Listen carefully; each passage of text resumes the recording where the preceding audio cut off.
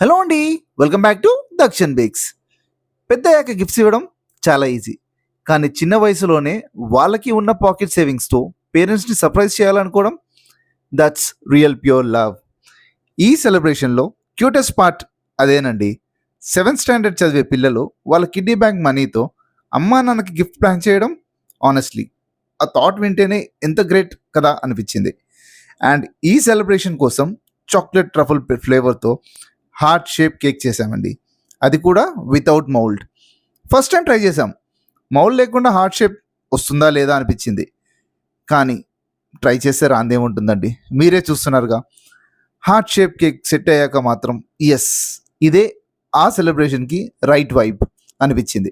ఎందుకంటే sometimes gift value మనీలో ఉండదు కదా. ఆ గిఫ్ట్ వెనక ఉన్న ప్రేమలో ఉంటుంది.